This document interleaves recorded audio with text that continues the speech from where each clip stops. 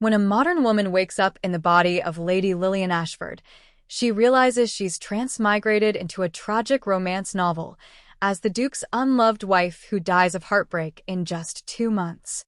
Determined to survive, the new Lillian decides on a simple strategy: avoid the Duke entirely. There's just one problem.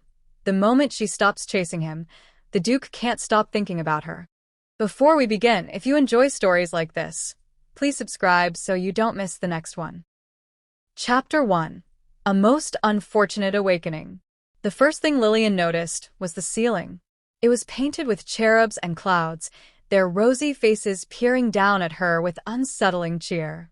Gold leaf traced elaborate patterns across the plasterwork, catching the morning light that streamed through windows she couldn't yet see. It was beautiful, certainly, but it was not her ceiling. Her ceiling had a water stain shaped like a rabbit. Lillian bolted upright and immediately regretted it. Her head spun, her vision blurred, and when she pressed a hand to her temple, she found her hair arranged in an elaborate style she'd never attempted in her life. The sheets beneath her were silk. Real silk, not the polyester kind from the discount store. "My lady, you're awake." A young woman rushed to her bedside, dressed in what could only be described as a maid's uniform from a historical drama. Lillian stared at her, taking in the mob cap, the apron, the genuine concern in her wide brown eyes. Lillian's voice came out wrong. Too light, too musical. She cleared her throat and tried again. "Where am I?" The maid's face crumpled with worry. "Oh, my lady, you hit your head quite badly yesterday. Should I fetch the physician?" The Duke was very concerned. The Duke. And then it hit her. All of it, like a book falling open in her mind. She'd been reading. It was late, far too late, but she'd been unable to put down the Duke's Winter Heart, a novel so full of melodrama and tragedy that she'd hate read it to the end out of sheer spite. The plot was ridiculous.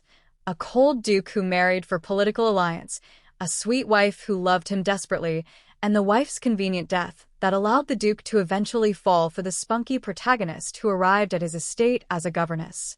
She was not fine. She was the opposite of fine. She was trapped in the body of a woman marked for death, married to a man who is described in the novel as having a heart of winter ice and eyes like a wolf sizing up prey. Duke Evander Blackwood, her husband, a man who had never loved his wife, never shown her kindness, and had barely noticed when she died. In the original story, Lady Lillian had spent these months desperately trying to win his affection. She would wait up for him, arrange dinners he wouldn't attend, leave him notes he wouldn't read.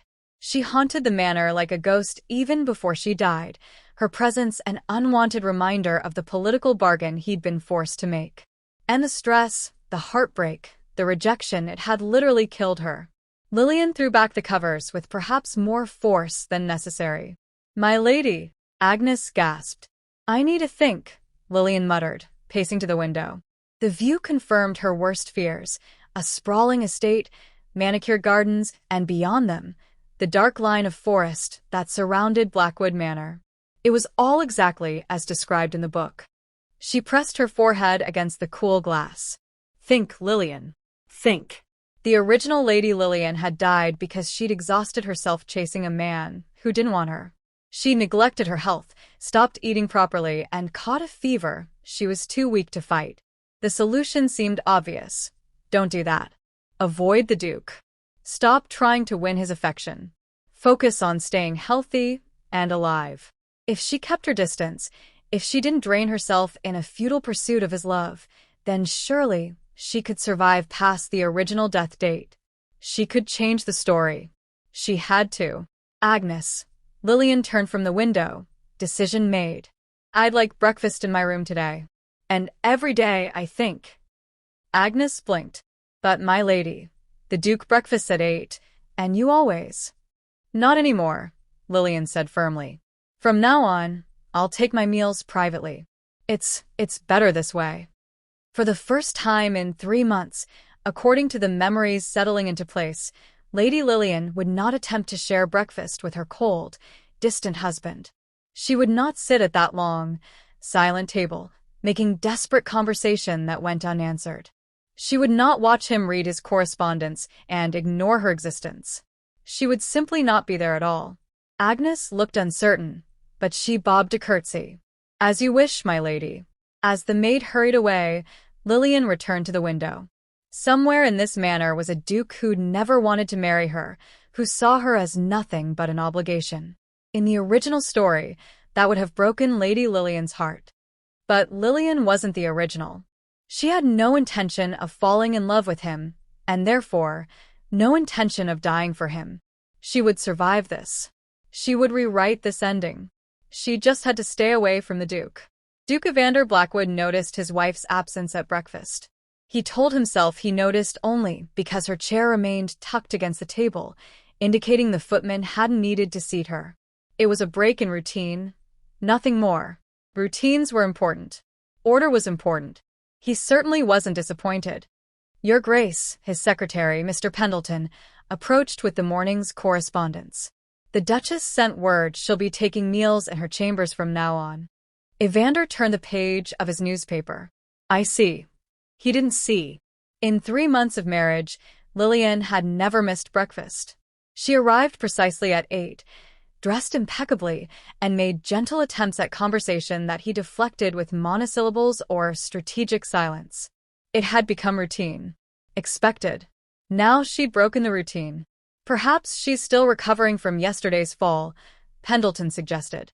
The fall. Yes, Lillian had slipped on the stairs, or so the maids reported. He'd been in his study and hadn't witnessed it.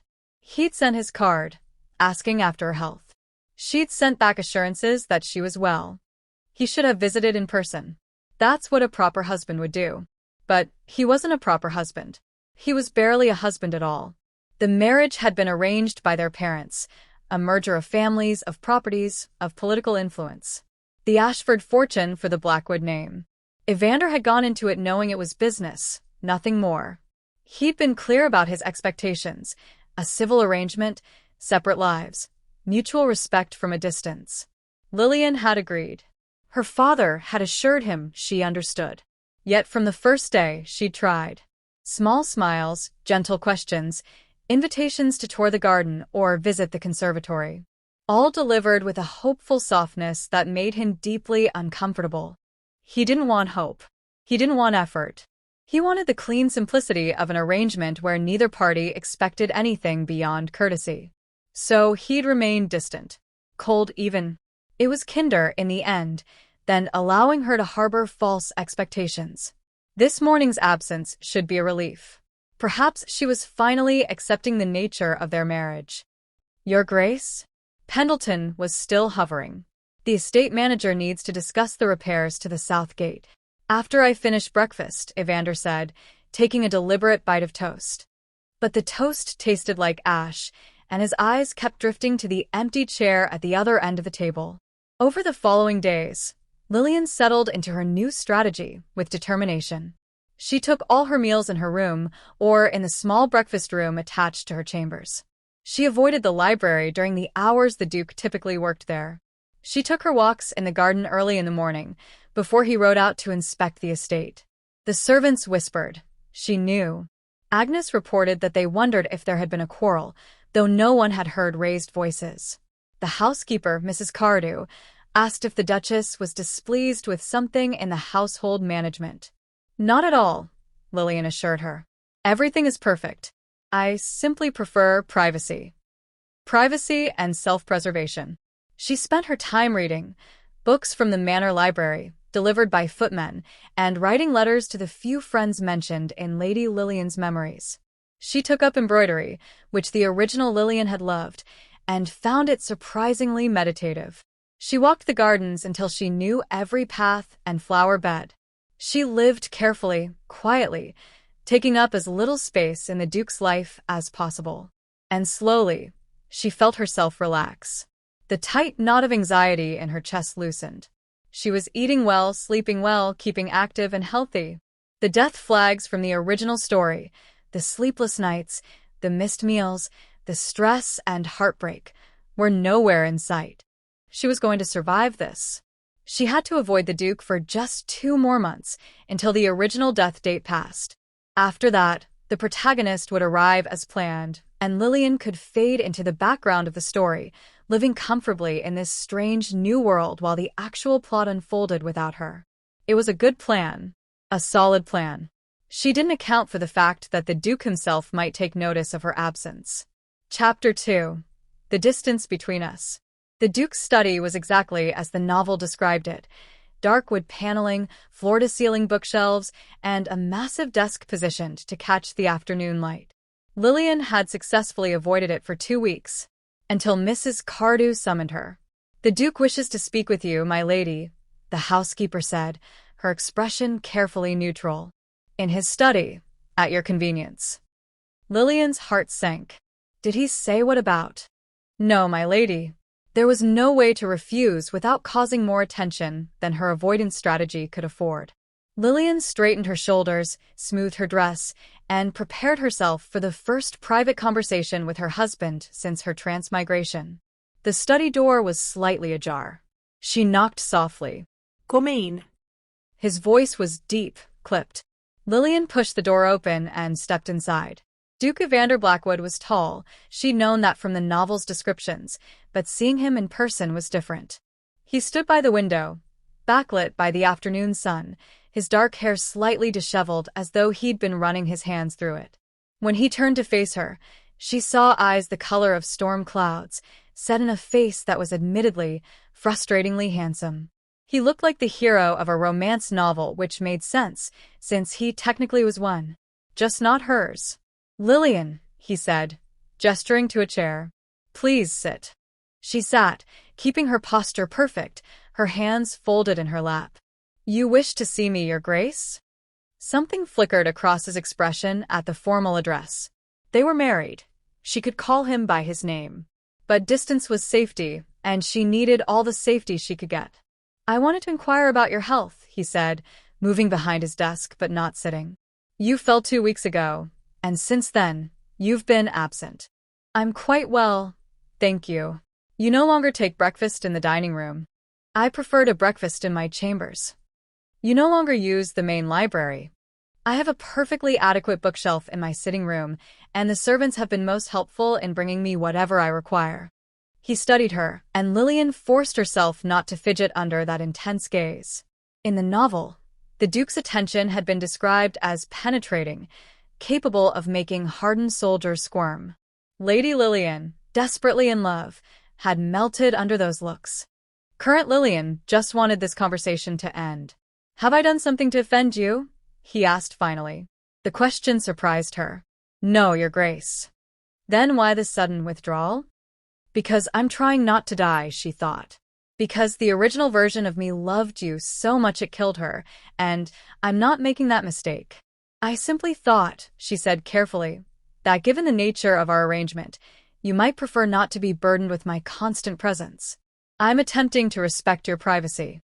There. That sounded reasonable. Mature even. He frowned. "I never said I found your presence burdensome." "You didn't have to say it." The words came out sharper than she intended. Lillian bit her lip, regretting the slip.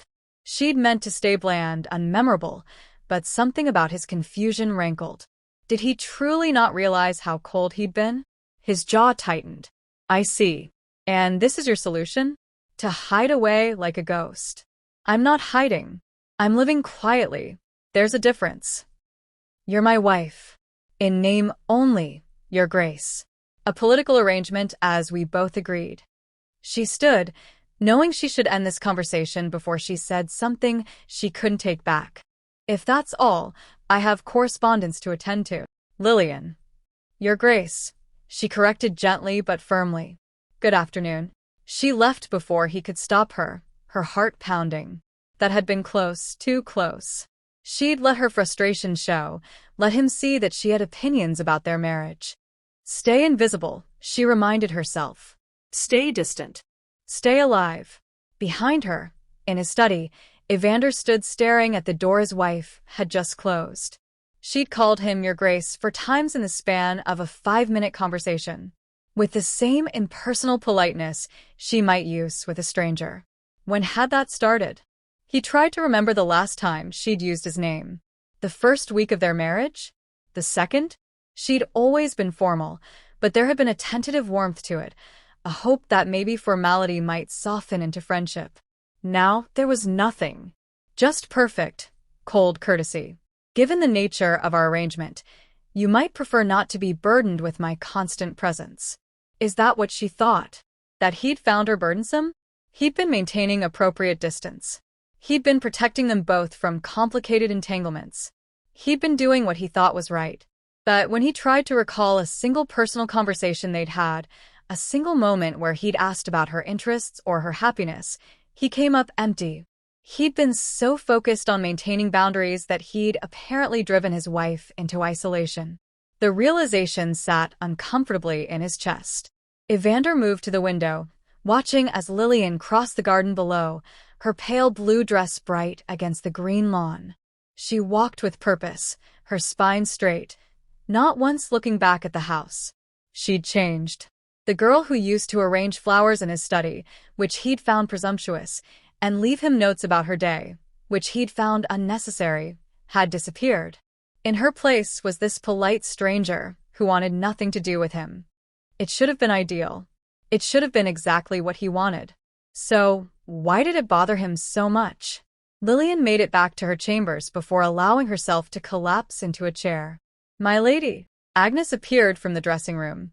"Are you well? You look flushed." "I've fine." "Just tired." She'd been doing so well. 2 weeks of successfully avoiding the Duke, and then one conversation had nearly unraveled everything. She'd shown emotion, irritation, frustration. She'd let him see that his coldness had affected her. Stupid. So stupid. The original Lady Lillian's emotions had been her downfall. Every rejection had cut deeper. Every cold silence had hurt more, until she'd exhausted herself with the pain of it. Lillian couldn't afford to care what the Duke thought or felt. She couldn't afford to let him matter. "Agnes," she said suddenly, "I'd like to plan a visit to the village tomorrow. Perhaps do some shopping, call on the vicar's wife. It would be good to get away from the manor for a few hours." "Oh." Agnes brightened. "Yes, my lady. That's an excellent idea. You've been so closed away lately, a change of scenery would do good." More than that, it would create distance. If she was busy with her own pursuits, making her own social connections, the Duke couldn't question her absence. She'd be fulfilling her duties as Duchess in her own way, just not anywhere near him. The next morning, Lillian set out for the village in the Duchess's carriage, Agnes accompanying her. The ride took 20 minutes through countryside that was genuinely beautiful, rolling hills, spring flowers, perfect blue sky. In another life, in another story, she might have enjoyed being a duchess. The manor was beautiful, the staff was kind, and she had everything she could materially want. But she was living in a tragedy, and she refused to be its victim. The village of Ashford Cross was small but charming, the kind of place where everyone knew everyone.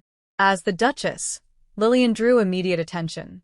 Shopkeepers bowed, ladies curtsied, and within minutes, she found herself invited to tea by Mrs. Weatherby, the vicar's wife.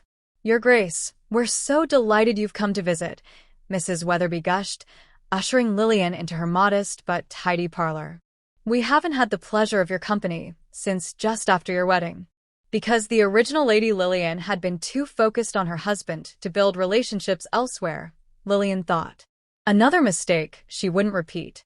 "I hope to visit more regularly," Lillian said warmly. "I've been settling in, but I'm eager to become more involved in the community.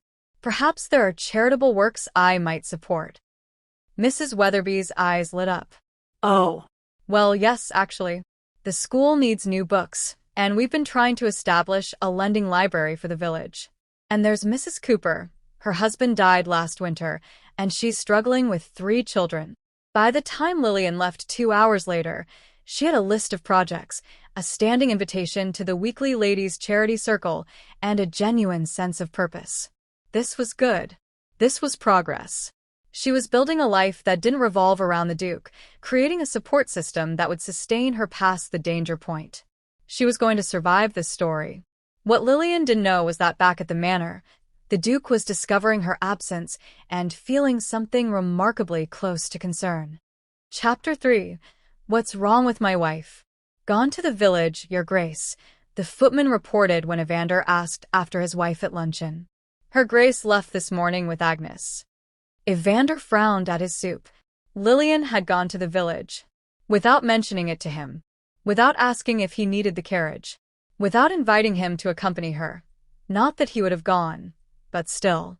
When had she started making plans without informing him? Did she say when she'd return? This afternoon, Your Grace. He nodded dismissal and tried to focus on his meal. It didn't matter. Lillian could do as she pleased. That was the entire point of their arrangement. Separate lives, mutual independence. Yet he found himself listening for the sound of carriage wheels, and when he finally heard them around 3 o'clock, he had to physically restrain himself from going to the window to look. He was being ridiculous. He barely knew his wife. He'd actively maintained distance between them. Her comings and goings were none of his concern. Except they were, weren't they? She was his wife, his duchess. Her reputation reflected on him, and vice versa. He had a responsibility to ensure she was well, wasn't he? Absolutely, his best friend, Lord Marcus Hartley, said later that evening. Marcus had arrived for one of his periodic visits, during which he mostly drank Evander's brandy and mocked his life choices. You're concerned about her reputation. That's why you've asked about her 6 times since I arrived. I haven't. Where did Lillian go today? What time did she return? Did she seem well? Do you think the village is safe? Marcus ticked off on his fingers. That's only 4, actually. My mistake. Evander glared at him. I'm simply being responsible. You're being weird. Marcus settled deeper into his chair, brandy in hand. What's brought this on? Last time I was here, you barely mentioned your wife. Now you can't stop. She's changed. People do that sometimes. Novel concept, I know. She used to. Evander struggled for words. She used to try.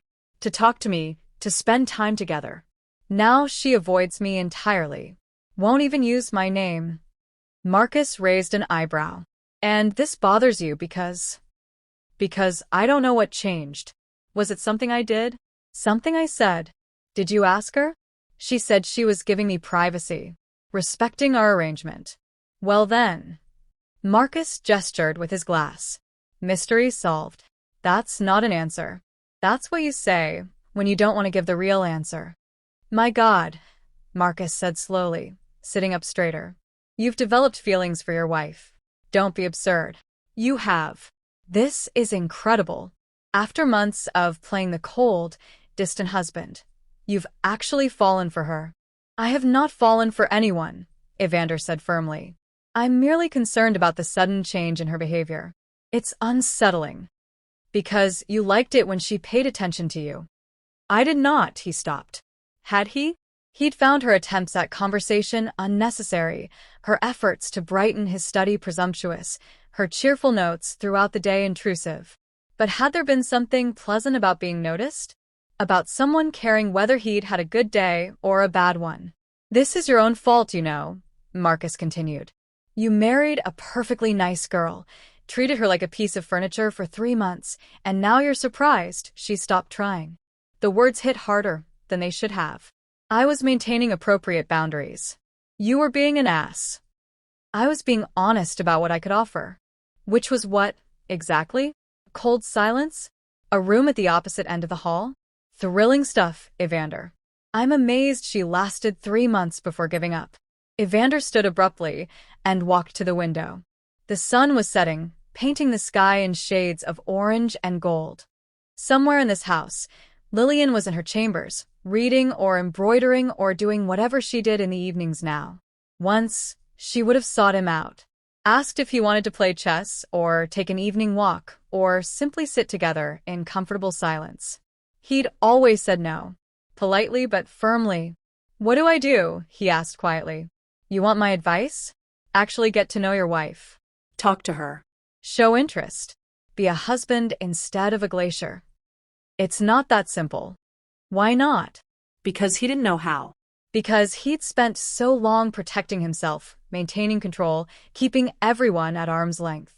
After his father's death, after watching his mother fade from grief, he'd sworn never to give anyone that kind of power over him. Love was dangerous. Love made you vulnerable. Love destroyed you. So he'd avoided it, deliberately and systematically, for his entire adult life. But what if Marcus was right? What if he'd hurt Lillian in his effort to protect himself? Start small, Marcus suggested, apparently reading his face. Have a conversation. A real one. Not whatever that disaster in your study was. Ask about her visit to the village. Show interest in her life. She won't want to talk to me. Then earn the privilege of her time. Marcus drained his brandy. Novel concept for a duke, I know, having to actually work for something. But if you want your wife back, you're going to have to try. Lillian woke the next morning with a list of things to accomplish. She needed to write to Lady Hartwell about the school books, review the household accounts Mrs. Cardew had mentioned, and plan next week's visit to Mrs. Cooper with donations from the manor stores.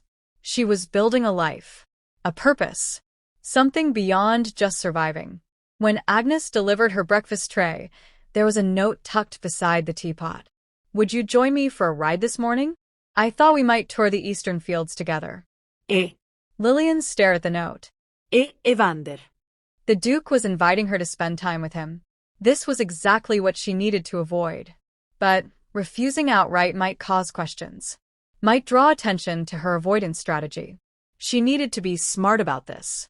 She wrote back, "Thank you for the invitation, but I've made commitments in the village today. Perhaps another time. There." Polite, reasonable, and vague enough that another time could mean never. She sent the note back with Agnes and tried to ignore the small pang of something that felt suspiciously like disappointment. Over the next week, the Duke tried again.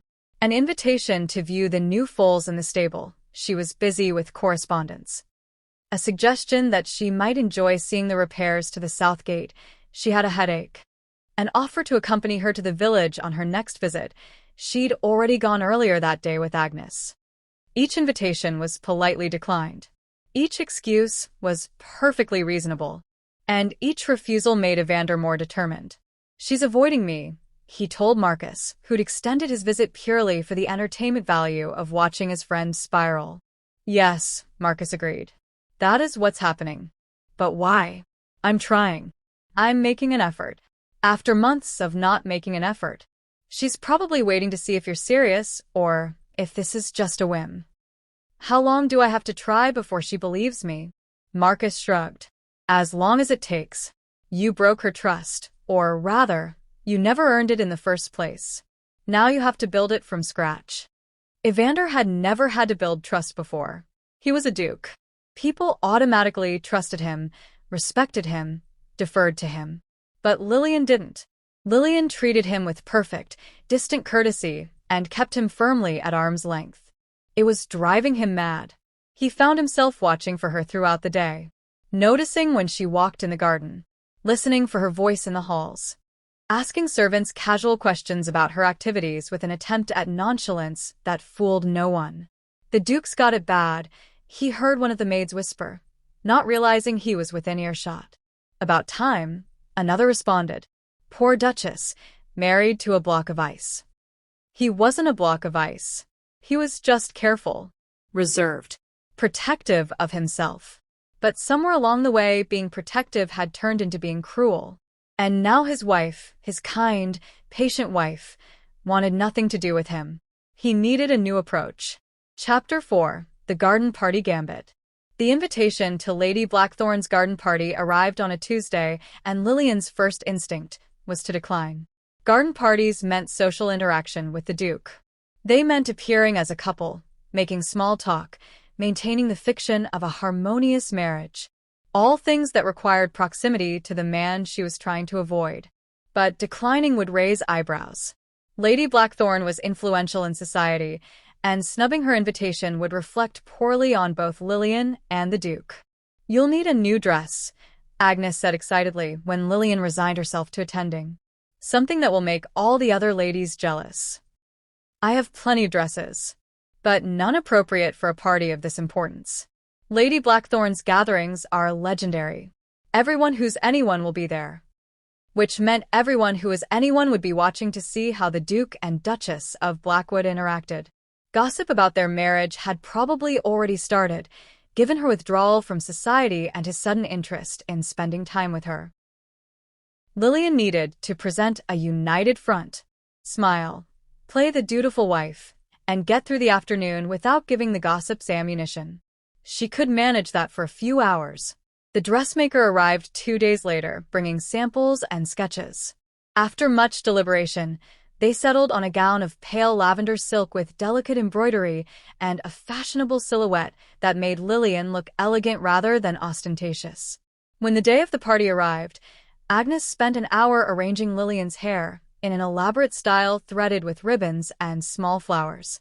Lillian looked at herself in the mirror and barely recognized the refined lady staring back.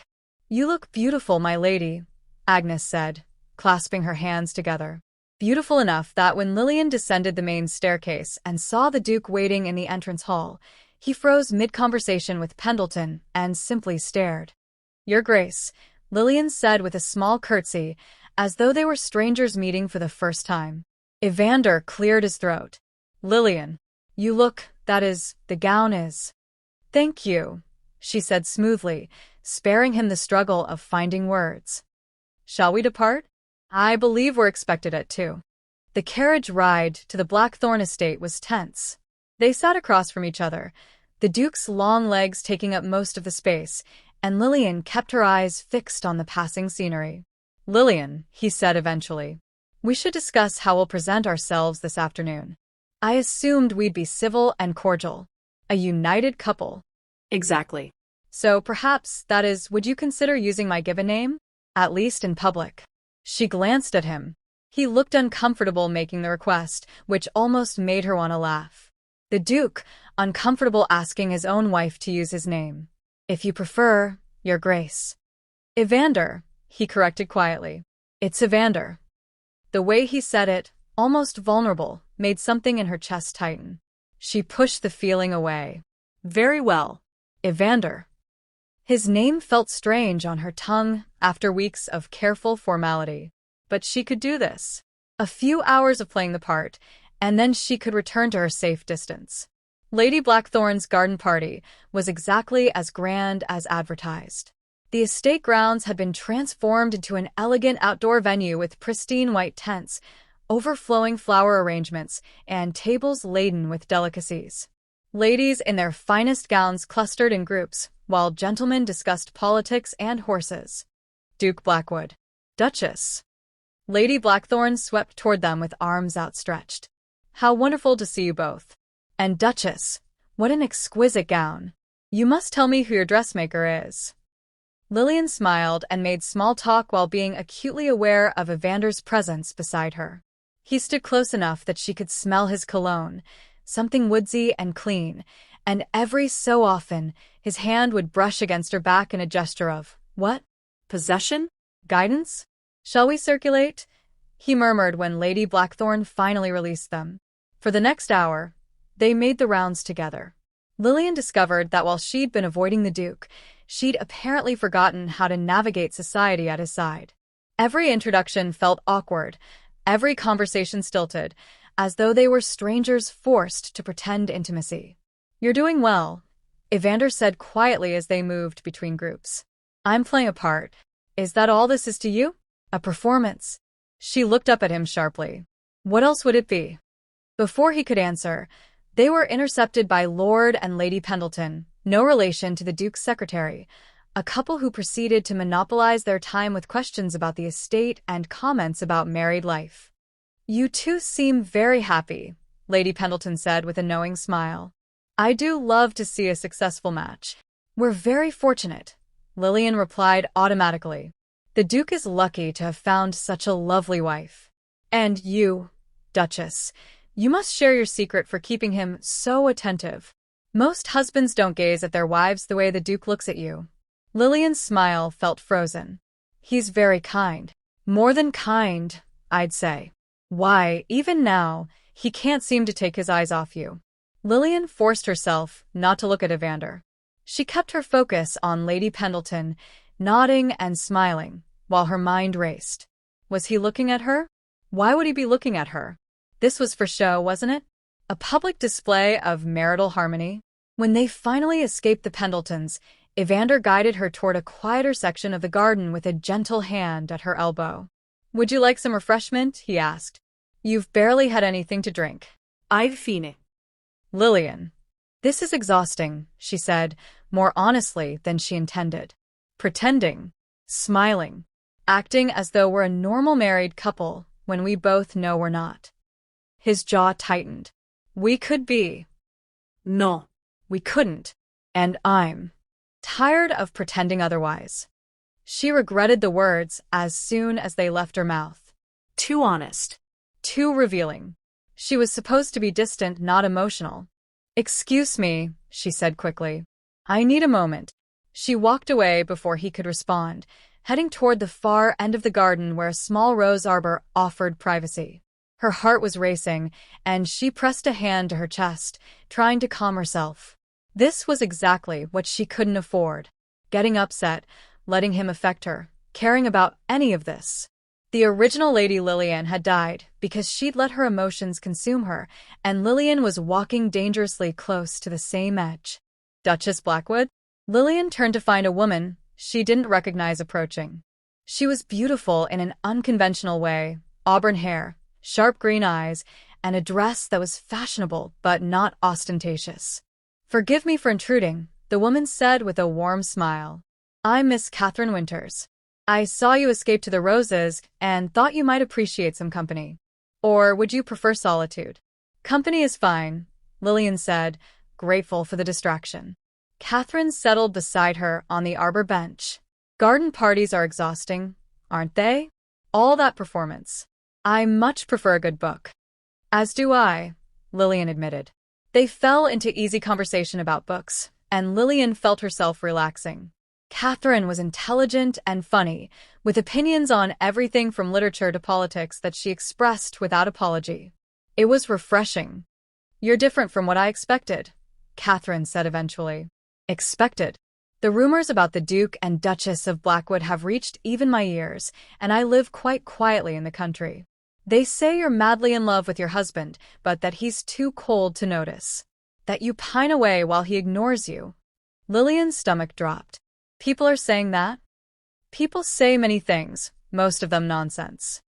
Catherine studied her thoughtfully. "But I've been watching, and that's not what I see. I see a woman who's built a wall around herself and a man who's trying to figure out how to climb it. You're very observant.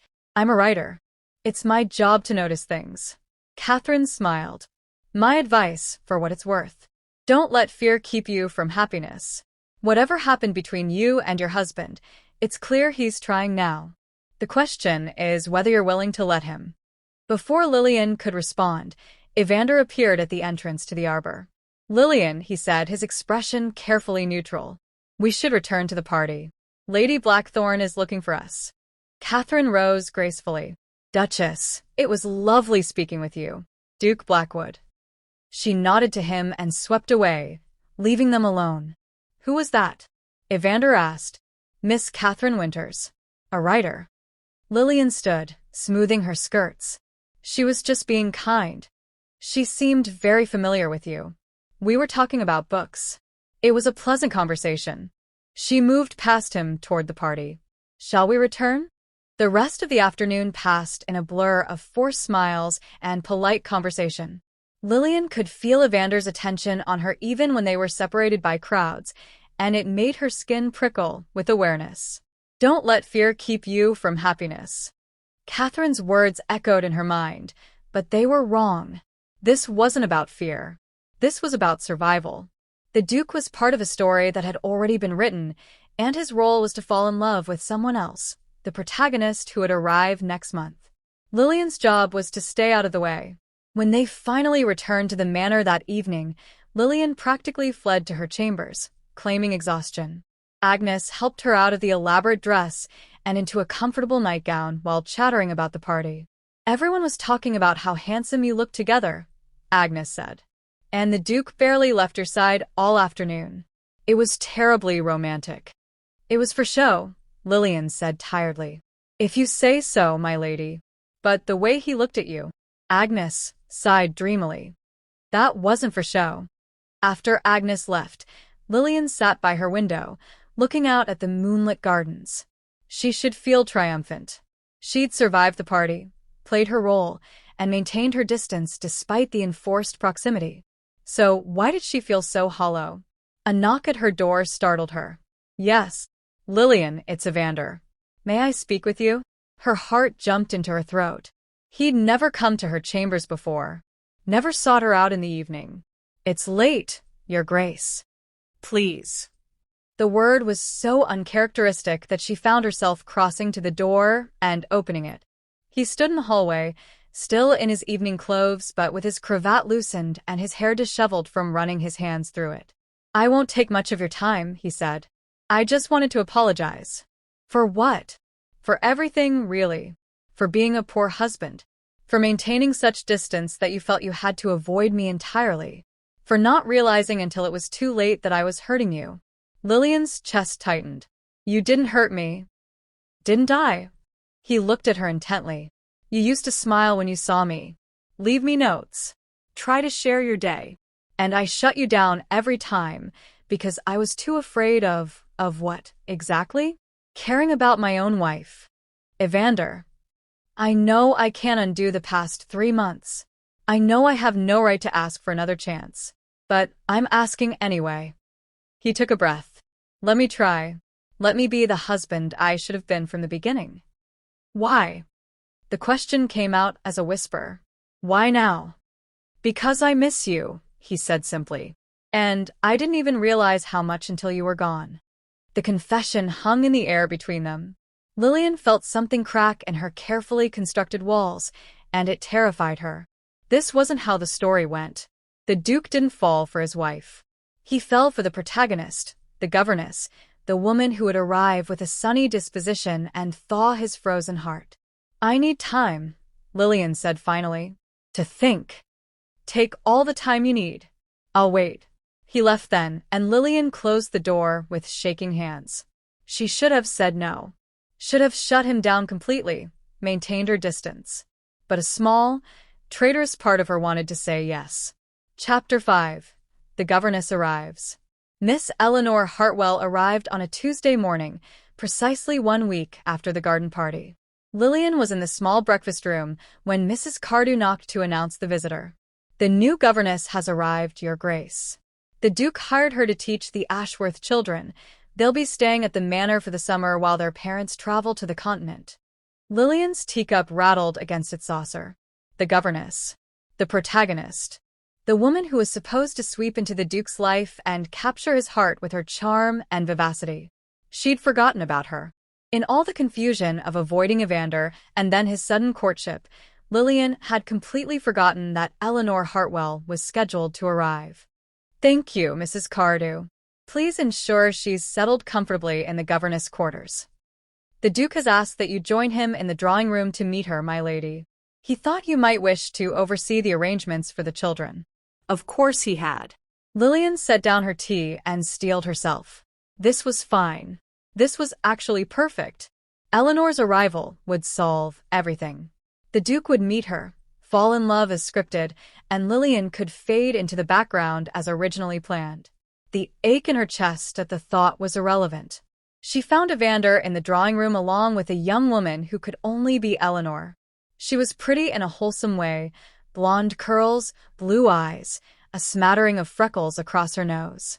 She wore a simple but well-made dress and held herself with quiet confidence. Lillian, Evander said, standing as she entered. This is Miss Eleanor Hartwell, the governess for the Ashworth children.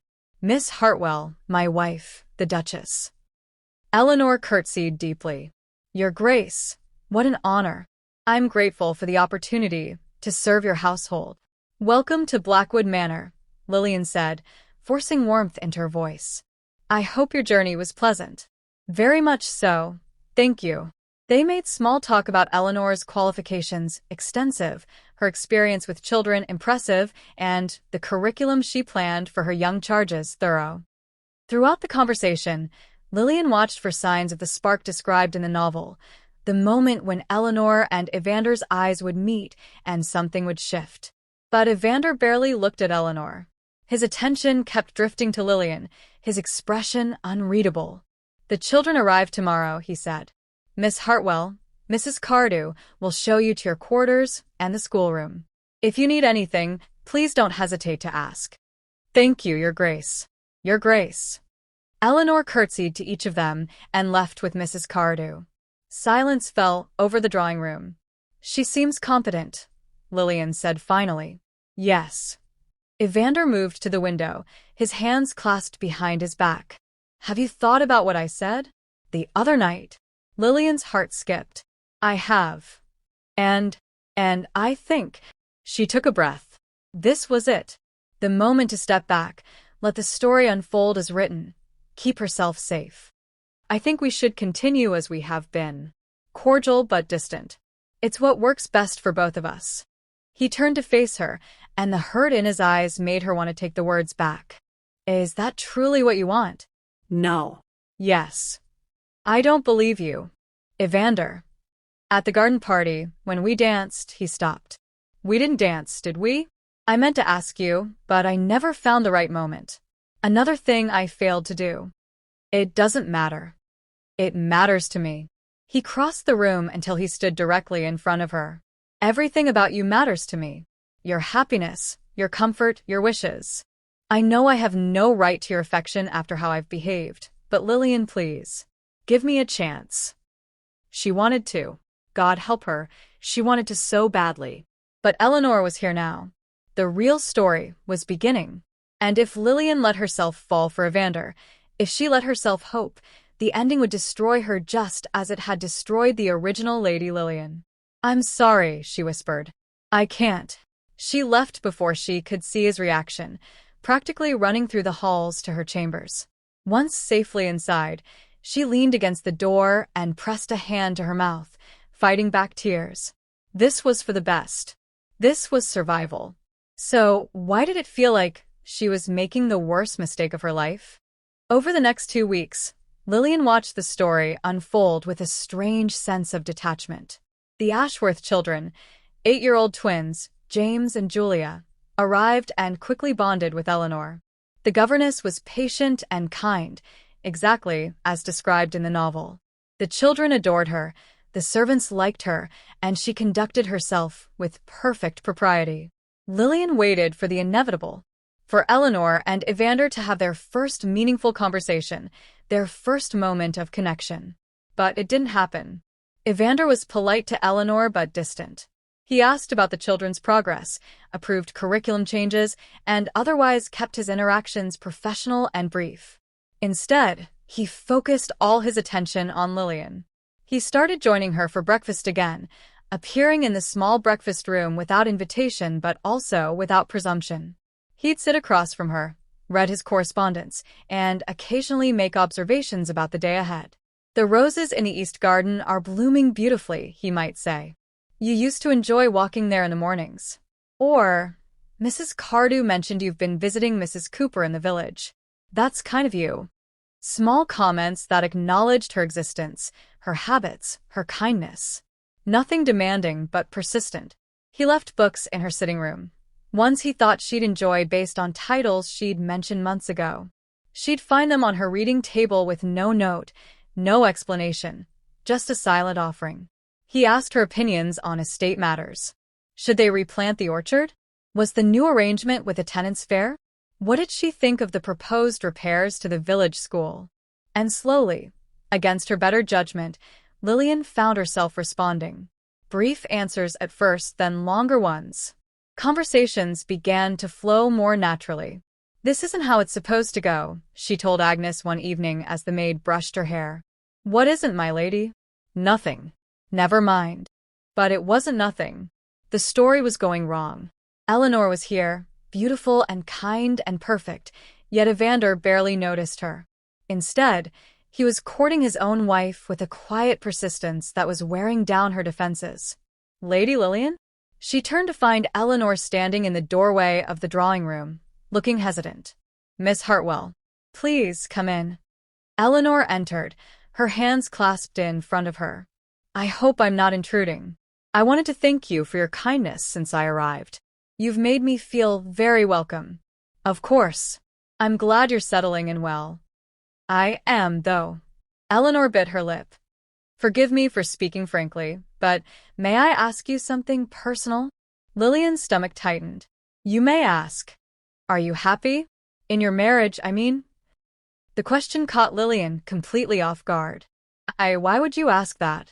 Because I see the way the Duke looks at you, Eleanor said softly.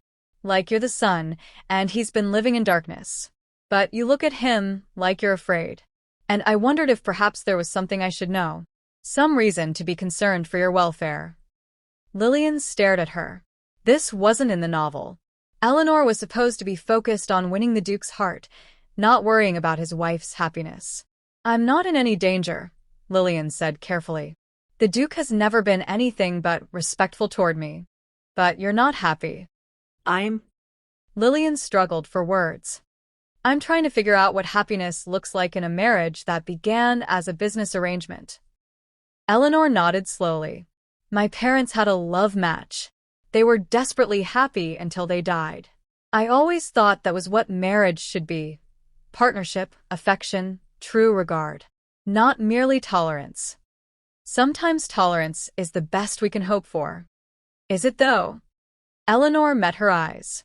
Because from where I stand, you have a husband who's trying very hard to move beyond tolerance into something real. The question is whether you'll let him. It was almost exactly what Catherine Winters had said at the garden party. Why do you care? Lillian asked. Because I've only been here 2 weeks, and even I can see that you're both miserable, Eleanor said bluntly. Life's too short for that, Your Grace. Trust me, I know. After Eleanor left, Lillian sat alone in the drawing room, her mind spinning. The story wasn't following the script. Eleanor wasn't falling for the Duke. The Duke wasn't falling for Eleanor. Instead, against all logic and plotting, Evander seemed to be falling for his own wife. And Lillian, despite her best efforts, was falling right back. Chapter 6, The Breaking Point. The end came not with grand drama, but with a simple question. Lillian was in the garden, cutting roses for the house, when Evander found her. It was early morning, the grass still damp with dew, and she'd thought herself alone. May I join you? He asked. She'd stopped trying to avoid him completely. It was exhausting and increasingly pointless when he was clearly determined to be wherever she was. If you wish. He fell into step beside her, holding the basket as she selected blooms. They worked in companionable silence for several minutes. Lillian, he said finally, what are you afraid of? Her shears stilled mid-cut. I beg your pardon? You're afraid of something. I've been watching you, trying to understand, and that's the only explanation that makes sense. You're not angry with me anymore. I don't think you ever really were. You're afraid. She resumed cutting, focusing intently on the roses. That's absurd. Is it? Then why won't you let me close? Why do you flinch every time I show you kindness? Why do you look at me sometimes like you're expecting me to disappear? I don't. You do. He set down the basket and gently took the shears from her hands, forcing her to look at him. Talk to me. Please. Whatever it is, whatever you're worried about, let me help. The concern in his eyes undid something in her chest. All the careful walls she'd built, all her strategies for survival, crumbled in the face of his genuine care. You'll think I'm mad, she whispered. I won't. You don't know that. Then let me prove it. Tell me what's wrong. And suddenly, she was tired. Tired of pretending, tired of holding back, tired of living in fear of a future that might not even come to pass. What if I told you, she said slowly, that I know things I should know? About the future, about what's supposed to happen? He didn't laugh, didn't scoff, just listened with those steady gray eyes fixed on her face. What things? That your wife, the original version of me, was supposed to die. That she loved you so much it killed her, because you could never love her back. And that afterward, you'd fall in love with someone else. Someone better suited to you. There is no one better suited to me than you. You don't understand. It's already written. It's fate. I'm not supposed to be here. I'm not the real Lillian. I'm someone else. Someone who woke up in her body and has been trying to survive ever since. She waited for him to step back, to call for a physician, to look at her like she was broken. Instead, he took her hands in his. I don't care about fate, he said firmly. I don't care about what was written or supposed to happen.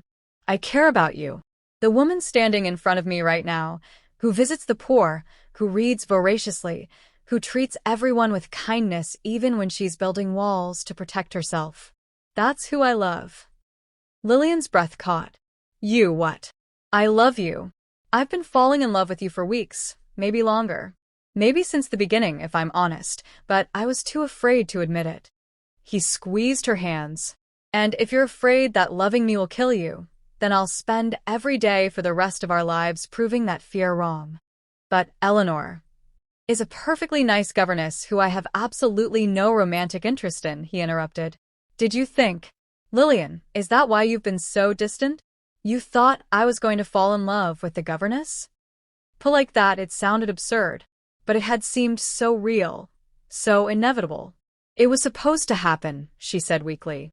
Well, it didn't. Because I'm already in love with my wife. He pulled her closer. A wife I've treated abominably, who has every right to send me away, but who I'm hoping will give me one more chance. Not because of fate or stories, but because of us. Because of what we could be together. Lillian looked up at him, at this man she'd been so determined to avoid, to keep at arm's length, to prevent from breaking her heart. And she realized that somewhere along the way, he'd slipped past her defenses anyway. I'm scared, she admitted. I know. I am too. He smiled softly. Apparently, I have a heart of winter ice and eyes like a wolf sizing up prey. Terrifying combination. She gasped. How did you? You talk in your sleep sometimes. You mentioned a novel, descriptions of characters. His smile widened. I'll admit, the wolf comparison was concerning, but I've been working on a more puppy-like demeanor. Is it working? Despite everything, she laughed. Actually laughed, and it felt like breaking through ice into sunlight. You're ridiculous. I'm in love. Apparently, it has that effect. He was still holding her hands, standing close enough that she could count his eyelashes, could see the hope and fear and affection warring in his expression. If I let myself love you, she said quietly, and something happens to me, then I'll burn the world down and rewrite reality itself to bring you back, he said with such casual intensity that she believed him. But nothing's going to happen to you, Lillian. We're going to have breakfast together and argue about books and grow old and boring together. That's our story now. You can't promise that. Watch me. He leaned down slowly, giving her every opportunity to pull away. When she didn't, when she actually tilted her face up toward his, he kissed her with a gentleness that made her heart ache. It was nothing like the cold, political arrangement she'd expected. It was warm and real and full of promise. When they finally broke apart, Evander rested his forehead against hers. So, he murmured, will you take a chance on your ridiculous husband? Lillian thought about the original story, about death flags and predetermined endings and the safe, lonely life she'd been building. Then she thought about breakfast conversations and books left on her table and a man who looked at her like she was his entire world. Yes, she whispered. Yes, I'll take a chance. His smile could have lit the entire garden. Epilogue. 6 months later. The library at Blackwood Manor had become Lillian's favorite room in the house, particularly on rainy afternoons when she could curl up in the window seat with a book and a cup of tea. Today, she wasn't alone. Evander sat at his desk, supposedly working on correspondence, but she'd caught him watching her at least 3 times in the past hour. You're staring again, she said without looking up from her novel. Can you blame me? My wife is beautiful when she reads. Your wife is beautiful all the time, according to you. Well, yes. But especially when reading. She smiled and turned a page. How's your letter to Marcus? He's threatening to visit again. Says he needs to verify that I haven't reverted to glacier form. You should invite him. And Catherine, I've been meaning to have her visit. You'd like her. The writer from the garden party? Yes. She and Eleanor have become friends. They're collaborating on a novel, actually. About what? Lillian grinned. A governess who arrives at a manor expecting to fall in love with the Duke, only to discover he's already madly in love with his wife. It's quite good, from the excerpts Eleanor shared. Evander laughed and abandoned all pretense of working to join her at the window seat. He pulled her feet into his lap and began absently massaging them, a habit he'd developed over the past few months. "Have you had any more dreams about the other world?" he asked. "The one you came from?" No. "Not for a while now." She studied him thoughtfully. "Do you really believe me? About all of it?" "I believe you. Whether you're from another world or simply had an extremely vivid vision that convinced you of certain events, it doesn't matter. What matters is that you're here, and you're mine, and I'm never letting you go." Possessive. Completely. "Have I mentioned I love you today?" "At least 5 times. "Only 5? I'm slipping." She set aside her book and shifted to curl against his chest. Through the window, rain pattered against the glass, and beyond it, the gardens she'd learned to love stretched out in shades of green and gray. "You know what I think," she said softly. "What?" "I think maybe I was meant to be here all along. Maybe the original Lillian and I were never really separate people. Maybe I was just remembering a story, a possible future, and I changed it because I could." "Does it matter which explanation is true?" "No," she admitted. "It doesn't. I'm happy. We're happy. That's what matters." "Precisely." He kissed the top of her head. "Though I do wish you'd told me sooner about your concerns. Would have saved us both months of misery. I was trying to survive. By avoiding your devastatingly handsome husband. By avoiding my cold, distant husband who had a heart of winter ice. I've thawed considerably since then." "You have," she agreed, smiling. "My hot, attentive husband with a heart of what? Summer sunshine. Too cheerful. Spring rain. Romantic, but with an air of mystery." She laughed and kissed him, long and sweet. When they broke apart, Evander's expression had turned serious. "Thank you," he said quietly. "For what?" "For not giving up on me. On us. Even when it would have been easier." "You're my husband," she said simply. "Where else would I go?" Still. "I don't deserve you. Good thing I don't care about what you deserve. Only what I want." "And what do you want?" She pretended to consider. "Breakfast together every morning. Long walks in the garden. Evenings in the library where you pretend to work but mostly just stare at me." "I can arrange all of that. And you," she added softly. "Always you." "That," he said, pulling her closer, "is the easiest promise I'll ever make." Outside, the rain continued to fall, but inside the library of Blackwood Manor, the Duke and Duchess were warm and safe and thoroughly in love. The original story had been rewritten. The death flags had been avoided. The predetermined ending had been changed. And Lillian, who had transmigrated into a tragedy, had somehow found herself in the middle of a love story instead. It wasn't the story she'd expected, but it was infinitely better than the one she'd tried to escape. Thanks for listening.